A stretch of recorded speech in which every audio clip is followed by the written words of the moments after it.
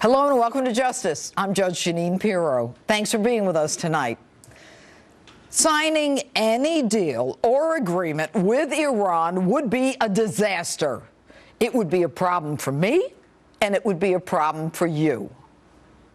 This year, we have the best opportunity in decades to pursue a different future between our countries. Just over a year ago, we reached an initial understanding regarding Iran's nuclear program, and both sides have kept our commitments. Iran has halted progress on its nuclear program and even rolled it back in some areas. The international community, including the United States, has provided Iran with some relief from sanctions. I don't want to have a different experience with Iran. In fact, I don't want to have any experience with Iran as long as the Ayatollah Khomeini is running the joint. I personally am not on a suicide mission.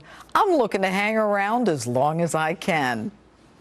Now, if President Barack Obama wants to have a different future with Iran moving forward, I'm all for letting him have at it.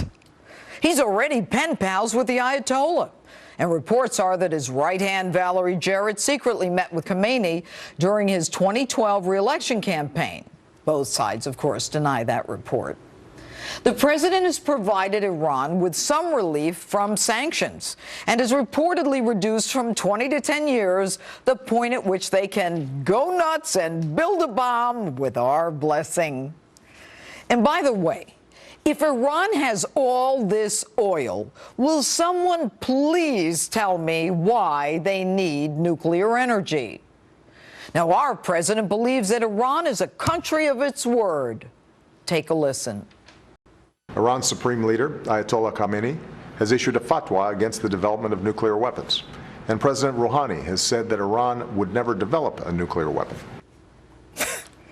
A fatwa against the development of a nuclear weapon? Are you kidding? Isn't Iran the world's biggest sponsor of terrorism? Mr. President, haven't you heard of taqiyya, which under Sharia permits lying in order to achieve any goal that benefits them? The Ayatollah, the supreme religious leader, follows Sharia, the law that requires everyone to engage in jihad against the infidels.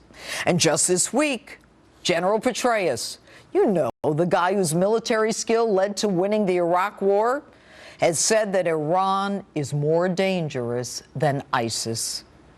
So, Mr. President, why are you so focused on helping these people? If Iran's leaders can agree to a reasonable deal, it can lead to a better path, the path of greater opportunities for the Iranian people, more trade and ties with the world, more foreign investment and jobs, including for young Iranians. Now, isn't that nice? Our president is worried about jobs in Iran and a greater future for the Iranian people. Mr. President, with all due respect, why don't you focus on the job the American people elected you to do? The one American people are paying you to do? How about you fix our economy, create jobs for our kids, and a better path for Americans? Now, you're the one who freaked out when Israel's prime minister addressed Americans. You know what I think this is all about? You just hate Bibi Netanyahu. You hate that he won. You hate that he came here a true statesman and a leader. You hate him so much that your State Department gave $350,000 taxpayer dollars to a nonprofit that supported the anti-Netanyahu candidate. Might a few laws have been broken there? We're going to talk about that in a minute with a congressional leader who demands answers. You know that Iran is committed to the destruction of our ally, Israel. You know that Iran has provided Hamas with weapons to kill Israelis. You know many in Iran's leadership still refer to America as the Great Satan. What's that? Iran is helping us defeat ISIS? We're on the same side? They are helping us by fighting our enemy, ISIS? Mr. President, a tip. Iran is fighting ISIS because they are both laying claim to Iraq, a nation that Iran has always coveted. Iraq, the nation you left in shambles by pulling out too soon because of your political agenda. So here's the bottom line. Your petty jealousy of a leader who fights hard, who fights to the death for his people, is jeopardizing a long-standing relationship between Israel and the United States. You would rather support a regime committed to the death and destruction of our one true ally in the Middle East.